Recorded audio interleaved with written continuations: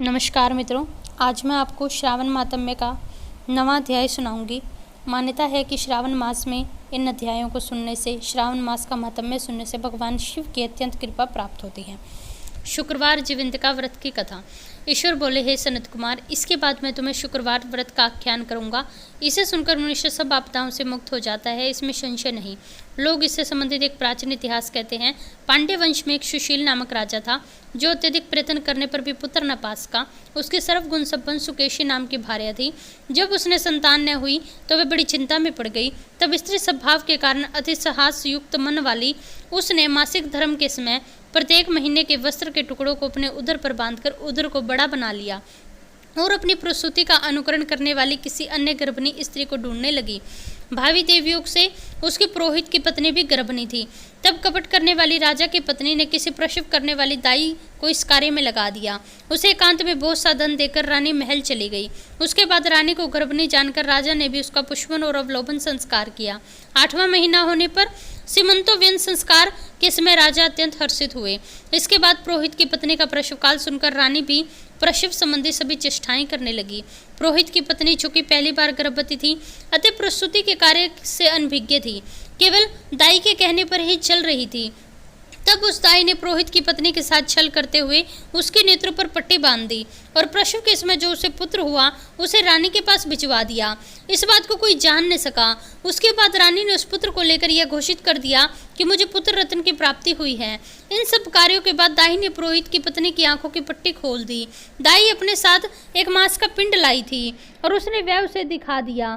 फिर उसके सामने आश्चर्य तथा दुख प्रकट करने लगी कि यह कैसा अनिष्ट हो गया, और कहने लगी कि अपने पुरोहित के पति से इसकी शांति जरूर करवा लेना। कहने लगी कि तुम्हें संतान नहीं हुई, कोई बात नहीं, पर तुम जीवित हो, यह अच्छी बात है। इस पर पुरोहित की पत्नी को प्रसव के स्पर्श चिंतन से बहुत संदेह हुआ। ईश्वर बोले, राजा के पुत्र जन्म का समाचार सुनकर जातक्रम आदि सभी संस्कार कराए। ब्राह्मणों को घोड़े, रथ आदि दान किए। राजा ने कारागृह में पड़े सभी कैदियों को मुक्त कर दिया और राजा ने सूतक के अंत में नामकर्म तथा अन्य सभी संस्कार किए और पुत्र का नाम प्रियव्रत रखा। हे सनत कुमार, श्रावण मास के आने पर पुरोहित की पत्नी शुक्रवार के दिन भक्तिपूर्वक देवी जीवंतिका का पूजन किया। दीवार पर अनेक बालकों सहित देवी जीवंतिका की मूर्ति लिखकर पुष्प तथा माला से उनकी पूजा करके गोधूम की पिठी से बनाए गए 5 दीपकों के उनके सम्मुख जलाए और स्वयं भी गोधूम का चूर्ण भक्षण किया और उनकी मूर्ति पर चावल फेंका और कहा, हे जीवंतिके, हे करुणामयी, जहाँ भी मेरा पुत्र विद्यमान हो आप उनकी रक्षा करें। यह प्रार्थना सुनने के बाद कथा सुनकर यथाविधि नमस्कार किया। तब जीवंतिका की कृपा से बालक दीर्घायु हो गया और वे देवी उसकी माता की श्रद्धा भक्ति के कारण दिन रात उस बालक प्रियव्रत की रक्षा करने लगी। इस प्रकार कुछ समय बीतने पर राजा मृत्यु को प्राप्त हुए और उनका पितृ भगत पुत्र प्रियव्रत पारलौकिक क्रिया संपन्न करने के बाद राज्याभिषेक को प्राप्त हुआ और राजा बना। तब कुछ वर्ष अपने प्रजा का लालन पालन करने तथा राज्याधिकार को भोग कर वह पितरों के ऋण से मुक्ति के लिए गया जाने की तैयारी करने लगा। राज्य का भार वृद्ध मंत्रियों पर भक्तिपूर्वक सौंपकर वह स्वयं राजा होने के भाव को त्याग कर कार्पटिक का वेश बना लिया और गया के लिए प्रस्थान किया। मार्ग में किसी नगर में गृहस्थ के घर उन्होंने निवास किया। उस समय गृहस्थ की पत्नी का प्रसव हुआ था। इसके पहले षष्ठी देवी ने उसके 5 पुत्रों को 5वें दिन ही मार दिया। यह राजा भी उस समय 5वें दिन ही वहां पहुंचा था। रात में राजा के सो जाने पर बच्चे को ले जाने वाली षष्ठी देवी आई। जीवंतिका देवी ने उस षष्ठी देवी को यह कहकर रोका कि राजा को लांग कर मत जाना। देवी षष्ठी जैसे आई थी वैसे ही चली गई। इस प्रकार उस गृह स्वामी ने भी उस बालक को 5वें दिन जीवित रूप में प्राप्त किया। ये लोग इतने प्रभाव वाले हैं, यह सोचकर गृहस्थ ने राजा से प्रार्थना की कि हे राजन, आपका निवास आज के दिन मेरे ही घर पर हो। हे प्रभु, आपकी कृपा से मेरा छठा पुत्र जीवित रह गया है। उसके इस प्रकार प्रार्थना करने पर करुणा निधान उस राजा ने कहा कि मुझे तो गया जाना है। तब राजा गया के लिए प्रस्थान किए और वह पिंड दान करते समय विष्णुपद वेदी पर बहुत अद्भुत घटनाएं हुई। उस पिंड को ग्रहण करने के लिए 2 हाथ निकल कर आए। तब उस महान विस्मयुक्त राजा संशय में पड़ गए और पुनः पिंडदान कराने वाले ब्राह्मण को कहने पर उन्होंने विष्णुपद पर पिंड को रख दिया। इसके बाद उन्होंने किसी ज्ञानी तथा सत्यवादी ब्राह्मण से इस विषय में पूछा। तब ब्राह्मण ने कहा, ये दोनों हाथ आपके पितर के ही थे, इसमें संदेह ना करे। घर जाकर अपनी माता से पूछ लेना, वह सब कुछ बता देगी। तब राजा चिंतित और दुखी हुए और मन में अनेक बातें सोचने विचारने लगे। वे यात्रा के बाद पुनः उस घर में गए जहाँ बालक जीवित हुआ था। उस समय भी उसकी पत्नी को एक और पुत्र रत्न की प्राप्ति होने वाली थी और वह उसका 5वां दिन था और यह उसका दूसरा पुत्र था।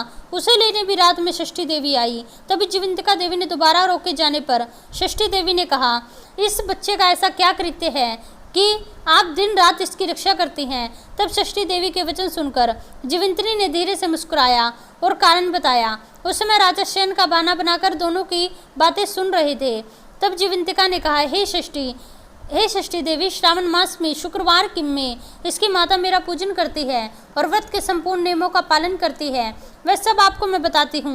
वह हरे रंग के वस्त्र और कंचों की धारण नहीं करती, हाथ में हरे रंग की चूड़ियाँ नहीं पहनती, वह चावल के धोने में जल को कभी नहीं लांघती, हरे पत्तों के मंडप के नीचे से नहीं जाती और हरे वर्ण का होने के कारण करेले का शाक भी नहीं खाती। यह सब मैं मेरी प्रसन्नता के लिए करती है, अतः मैं उसके पुत्र को कैसे मरने दूँ। यह सब सुनकर राजा प्रियव्रत अपने नगर में गए और देश के नागरिकों ने उनका खूब आदर सत्कार किया। राजा ने अपनी माता से पूछा, हे माता, क्या तुम जीवंतिका व्रत करती हो?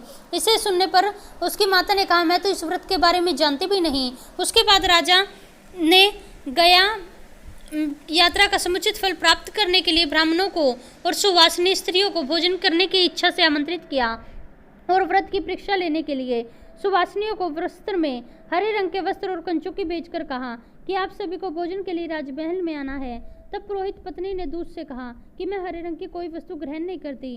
राजा ने यह बात सुनकर उसे रक्त वर्ण के शुभ प्रदान भेजे। यह सब धारण करने के बाद पुरोहित पत्नी राजभवन में आई। राजभवन के पूर्वी द्वार पर चावल के धोने में जल पड़ा देखकर और हरे मंडप को लगा देखकर वह दूसरी तरफ से निकल गई। तब राजा ने पुरोहित की पत्नी को प्रणाम करके इस नियम का संपूर्ण कारण पूछा। इस प्रकार उसने इसका कारण शुक्रवार का व्रत बताया। उस प्रिय व्रत को देखकर उसके दोनों स्तनों में से दूध निकलने लगा और दोनों वक्षस्थलों से इस प्रकार राजा को दुग्ध की धाराओं से उसने पूर्ण रूप से सिंचित कर दिया। तब गया में विष्णुपद पर निकले दोनों हाथों जीवंतिका तथा षष्ठी देवी की वार्तालाप और पुरोहित की पत्नी के स्तनों से निकलते दूध के कारण राजा को यह विश्वास हुआ कि मैं इसी का पुत्र हूँ। उसके बाद उसने लालन पालन करने वाली माता के पास जाकर विनम्रता से कहा, हे मात, डरो मत, मेरे जन्म का सारा वृतांत सत्य सत्य कह दो। यह सुनकर सुंदर केशव वाली रानी ने सब कुछ सच सच बता दिया। तब प्रसन्न होकर उन्होंने जन्म देने वाली माता पिता को नमस्कार किया और संपत्ति में वृद्धि को प्राप्त कराया। वे दोनों परम आनंदित हुए।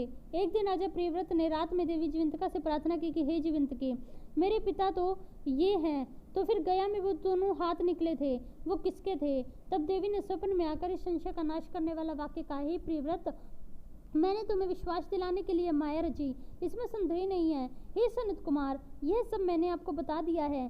श्रावण मास के शुक्रवार के दिन जो भी मनुष्य इस जीवंतिका व्रत का अनुष्ठान करते हैं उसके सब मनोरथ माता जीवंतिका की कृपा से संपूर्ण हो जाते हैं। इसमें तनिक भी संशय नहीं है। बोलो अम्बे मात की जय, माता जीवंतिका की जय। यदि आपको ये वीडियो पसंद आए तो मेरे चैनल को सब्सक्राइब करें, वीडियो को लाइक करें, हंसते रहें, मुस्कुराते रहें, अपने और अपने परिवार वालों का ध्यान रखें। धन्यवाद। हर हर महादेव।